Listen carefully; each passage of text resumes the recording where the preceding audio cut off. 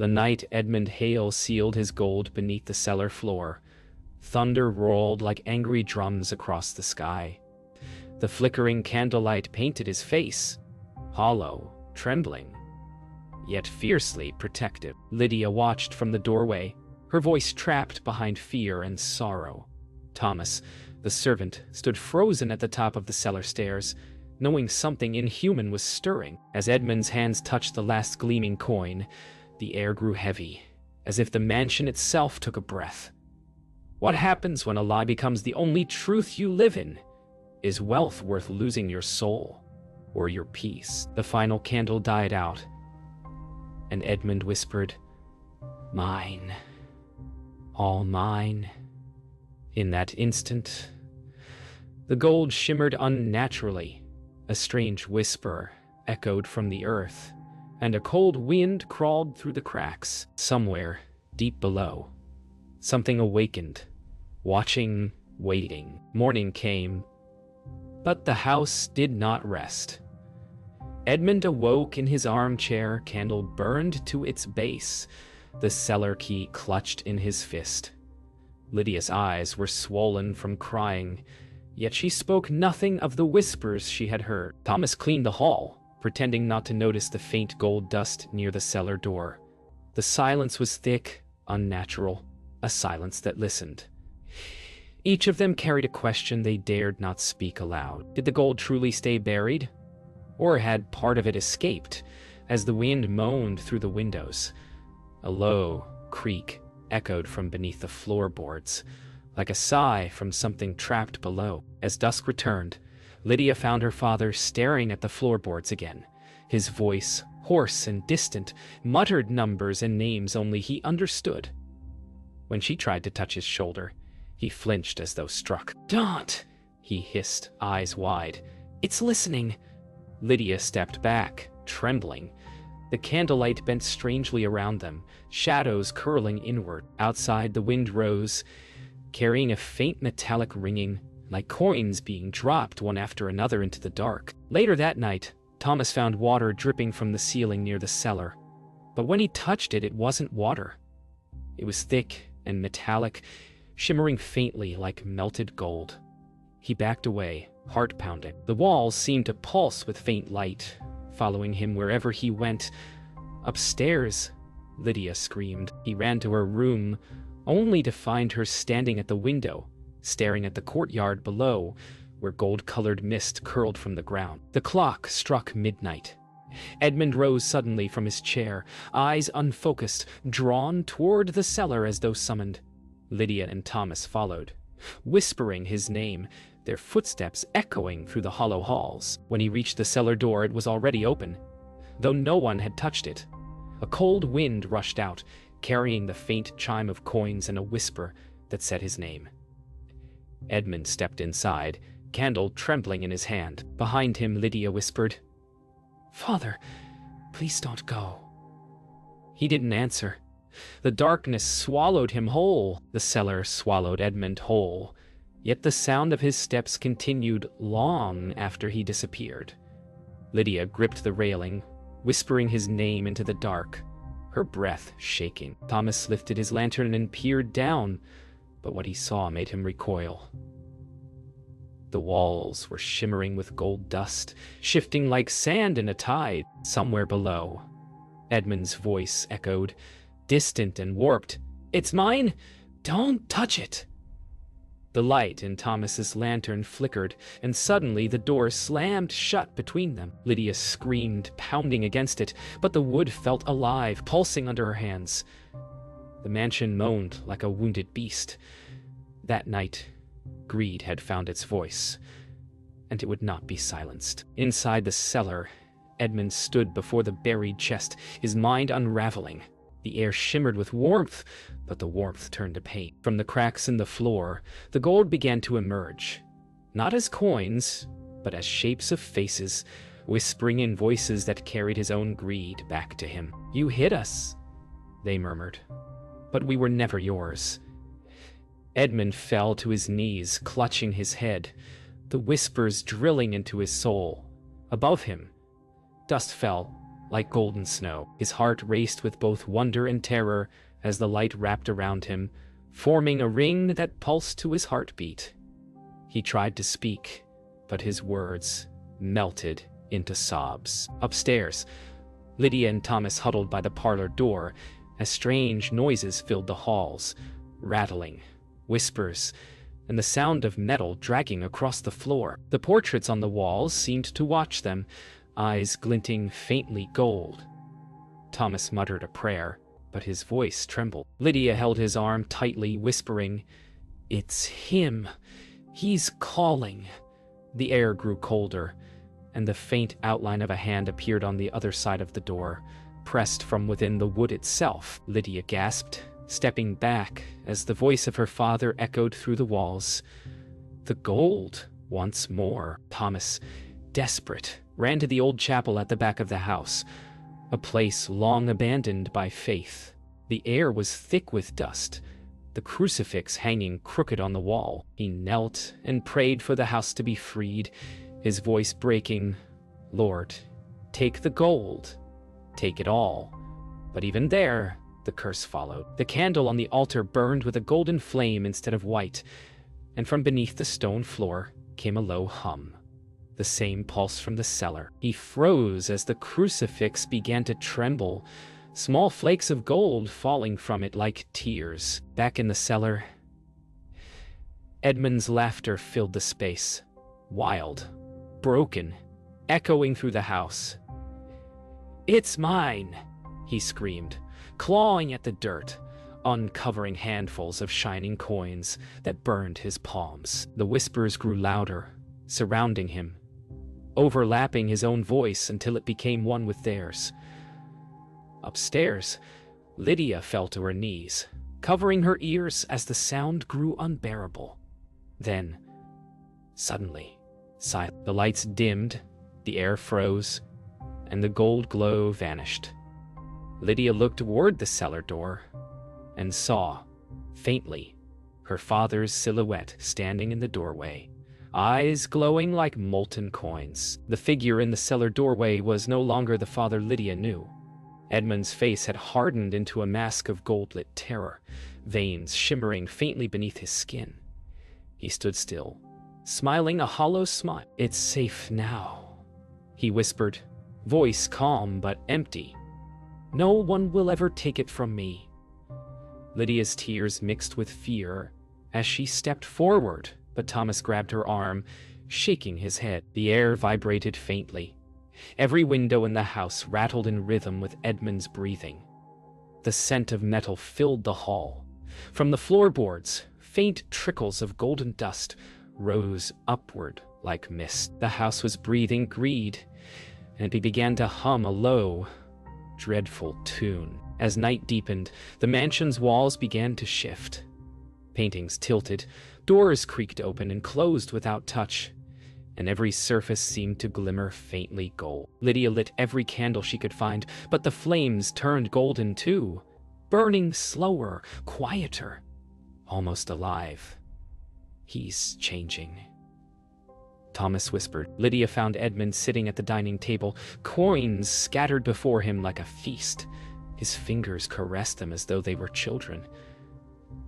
"They love me," he murmured. Lydia's voice broke as she cried, "They're killing you." He looked up, smiling with empty eyes. "Then I'll die rich." A storm rose outside, rain slamming the windows, thunder roaring like the house itself was screaming. Edmund wandered through the halls, whispering names of those who had wronged him, his steps echoing endlessly. Behind him, faint golden footprints glowed and then faded. Lydia followed quietly, clutching her rosary, while Thomas held the lantern, each step heavy with dread. As Edmund passed an old mirror, his reflection did not follow. Instead, it grinned, eyes blazing, whispering, "Mine." He froze. The reflection stepped forward, out of the mirror, and smiled. The reflection lunged, vanishing into Edmund's body with a burst of golden light that threw Lydia and Thomas backward. Edmund fell to his knees, clutching his chest, screaming as veins of gold spread across his skin like lightning. The house shook violently, dust raining from the ceiling. Lydia crawled to him, crying out his name, but his eyes blazed brighter. Until suddenly he was silent. When he looked up, his voice was no longer his own. "You cannot steal from the earth," he said, his tone deep, echoing, and wrong. "The gold remembers!" The storm quieted, but the silence that followed was worse. Edmund stood slowly, his movements smooth, unnatural. He smiled at Lydia, but there was no love left in his face. "I've paid the price," he whispered. "Now the house is mine. Forever." Behind him, the walls pulsed with light, forming the shape of faces, hundreds of them whispering Greed's ancient hymn. Lydia and Thomas backed away, knowing the man before them was no longer human. As the golden glow spread through the floorboards, Lydia's voice cracked in despair. "Father, please, let it go." The gold answered for him with a single echoing word: "Never." The mansion groaned like a dying beast as the storm faded. Lydia and Thomas hid in the study, candles trembling in their hands. From the hall came the soft sound of coins rolling across the floor. Endlessly. Lydia whispered, "It's spreading." The gold had begun to appear everywhere, on the walls, in the cracks, even on the pages of old books. Thomas stared at a portrait of Edmund's late wife, now shimmering faintly, her painted eyes leaking golden tears. "He traded more than wealth," Thomas said quietly. Lydia's heart ached as she realized the truth. Her father hadn't just hidden gold. He had buried something darker with it.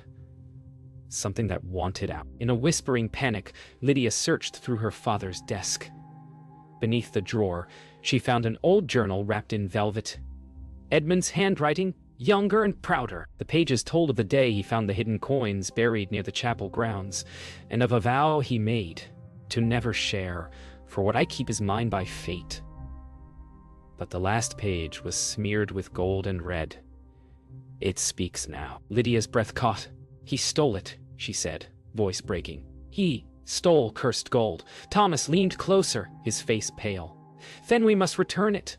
A deep rumble answered them from below, as if the house itself disagreed. Down in the cellar, Edmund wandered like a man possessed. The gold shimmered around him, crawling across the floor and up the walls. Faces whispered, laughing softly. He clutched at his chest, muttering, "It's mine! I found it! It's mine!" But the voices replied, "We found you."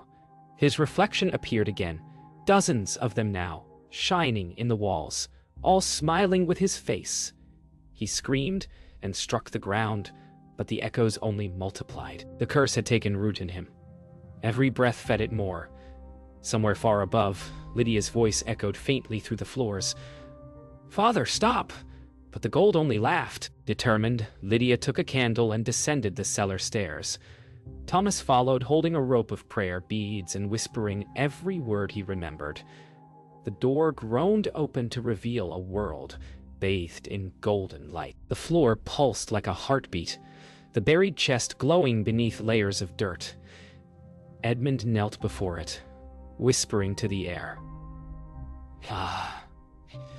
Talking to it," Thomas murmured. Lydia's tears fell onto the dirt as she whispered, "Please, Father, stop." The air tightened, and Edmund turned slowly toward her, his face now half covered in gold. "You can't stop what's owed," he said, smiling as the ground began to crack. The ground gave way, splitting the cellar floor. Gold spilled upward like liquid fire, wrapping Edmund in a storm of light. Lydia screamed, rushing toward him, but Thomas held her back. "If you touch it, it takes you too," he shouted. The voices roared now, thousands of them, all crying his name. Edmund's final words echoed through the house, sharp and trembling. It was never enough. Then gold pulled him downward, swallowing him whole. The cellar fell silent. Lydia collapsed, trembling, staring at the hollow earth where her father had been. Only a faint golden glow remained, pulsing like a dying heart. The silence that followed Edmund's fall was unnatural, a silence that breathed. Lydia and Thomas stood frozen, staring at the sunken hole where the cellar had once been whole. The golden light beneath the earth flickered faintly, then stilled. "It's over," Thomas whispered, his voice shaking. But Lydia shook her head. The air was raw. The candle in her hand bent sideways, as if drawn by something unseen. The walls shuddered softly. From below, the broken ground came a faint heartbeat, steady and slow, like a man asleep beneath the soil. Lydia's voice trembled. "It's not over. It's waiting." And as she spoke, the faint glow returned.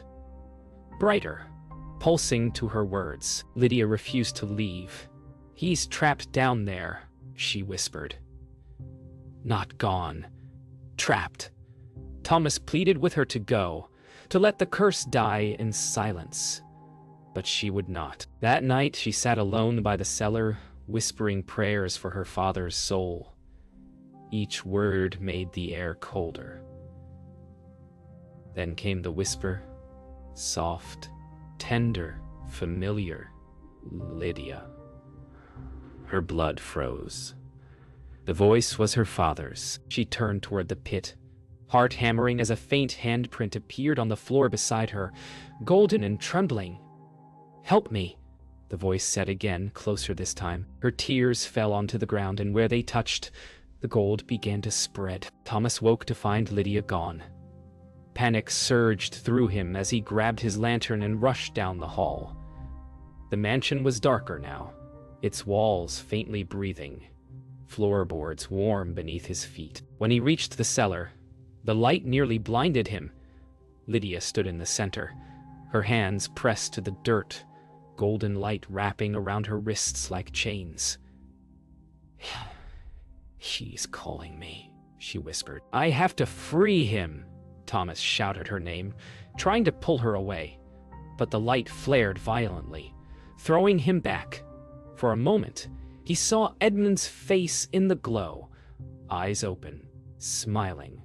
Then it vanished. Thomas awoke, sprawled on the stairs, his lantern shattered beside him. The cellar was dim again, the glow fading to dull embers. Lydia was gone. Only her candle remained, its flame golden and unmoving. He stumbled to his feet, calling her name, but the house gave no answer. Upstairs, he heard a soft piano melody, one Edmund used to play long ago. Following the sound, Thomas entered the parlor and froze. Lydia sat at the piano, her back to him, her hair glowing faintly gold. "Lydia," he whispered. She turned slowly, and her eyes shone like molten metal. "He's free now," she said. Thomas stepped back in horror. "Lydia, it's not you," he whispered. But the thing wearing her face only smiled.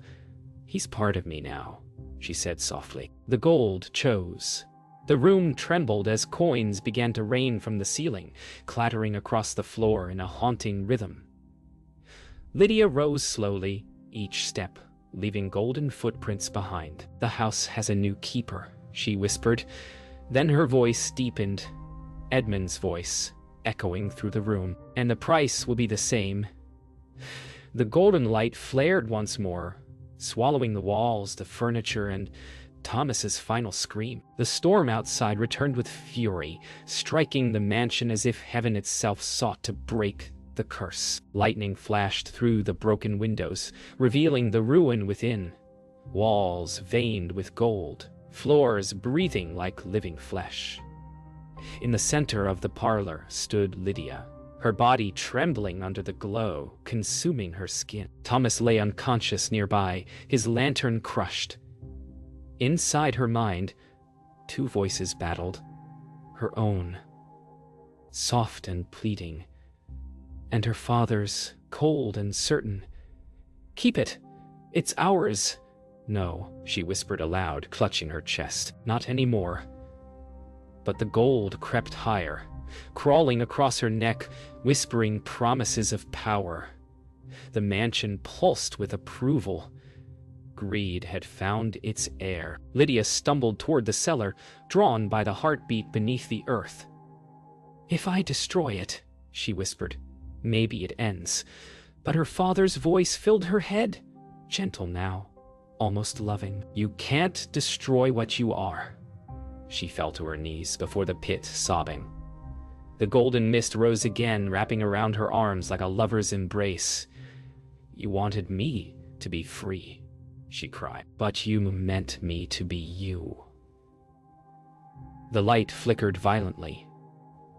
For a moment, Edmund's face appeared in the mist, kind and cruel, all at once. "You understand now," it whispered. "The gold never belonged to anyone. It only chooses," Lydia screamed as the mist surged forward, swallowing her whole. When Thomas awoke, the mansion was silent. The gold had stopped moving. Slowly, he made his way down the hall, calling Lydia's name. No answer. As he descended the cellar stairs, his lantern flickered weakly. And there she stood, calm, glowing softly in the dark. "Lydia," he whispered. She turned, smiling faintly. "It's gone," she said. "He's gone," but her voice echoed oddly, as though two people spoke at once. Thomas approached carefully, eyes filled with fear and hope. "Are you still you?" he asked. Lydia tilted her head, the faintest golden tear running down her cheek. "I think so," she whispered. Behind her, the walls breathed once, and still. Days passed. The storm ended, and the town below whispered of strange lights on the hill. Lydia and Thomas remained in the mansion, repairing what could be saved.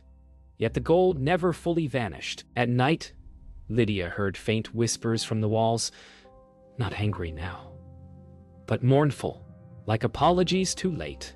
She often sat by the old piano, her hands resting on the keys. When she pressed them, faint golden dust rose and shimmered, forming her father's melody. "He's still here," she told Thomas softly. "But he's quiet now." Thomas nodded, though his eyes held unease. Peace had come, but not freedom. That night, Lydia dreamed of the cellar, of her father standing at the edge of the pit, smiling faintly, gold dripping from his eyes like tears. "You saved me," he said, "but the gold must live somewhere." When she awoke, dawn was breaking. On her nightstand lay a single golden coin, gleaming softly in the morning light. She touched it, and for an instant she felt her father's warmth and his hunger. Outside, the wind stirred through the dead trees, whispering softly. Lydia closed her hand around the coin and whispered back, "Then let it live with me." The gold glowed once more, and the house sighed in contentment. Weeks passed. The mansion stood quiet on the hill, its windows dark but glinting faintly in sunlight. Lydia kept to herself, her once bright eyes now touched with sadness and something colder. Thomas stayed out of pity and duty, fixing broken shutters and repairing walls that sometimes wept gold when it rained. The curse seemed to sleep, but not die. Each night, Lydia dreamed of coins falling into endless darkness, each coin carrying her father's face. In those dreams, he whispered, "Guard it well, my daughter. The gold never forgets." She woke each morning with the coin still warm in her hand and her heart heavy with fear. One afternoon, a merchant came to the mansion seeking to buy its land. Lydia met him at the gate, calm and polite. The man's eyes, however, kept drifting to the faint gleam on her wrist, where gold shimmered like a bracelet. "You're lucky," he said. "This place could make you rich again." Lydia smiled faintly, but her voice was hollow. "Richness isn't always wealth," she replied. When he left, Thomas found her standing beneath the great oak, staring at the ground. The soil there sparkled faintly, golden dust catching the wind. "It's spreading again," she whispered. "It never truly left." That night, Lydia walked through the mansion's halls alone, candlelight flickering against cracked portraits.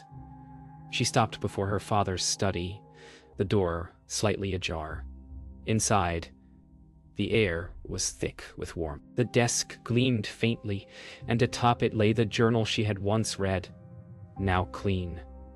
The gold stains gone. She opened it slowly. A single new line had appeared in her father's hand. "The gold waits for love to betray." Her breath hitched. The candle flame bent inward, and she felt the weight of the coin in her pocket grow heavy, pulsing in time with her heart. A voice whispered behind her. "Will you share it, Lydia?" Thomas found Lydia later that night in the cellar, standing where the pit once was. She held the coin tightly, tears streaming down her face. "It wants me to keep it," she said. "It says if I give it away, it will die, and so will he." Thomas stepped forward carefully. "Lydia," he said softly, "your father died long ago. What's left is what he feared most, emptiness." She looked at him, trembling. "Then what do I do?" His answer came with quiet conviction. "You'll let go." For a long moment she hesitated. Then, with a cry of grief and courage, Lydia threw the coin into the pit. The house screamed. The light faded. The house fell silent, its golden veins turning to gray. Lydia collapsed into Thomas's arms, sobbing. "It's done," she whispered. "It's finally done."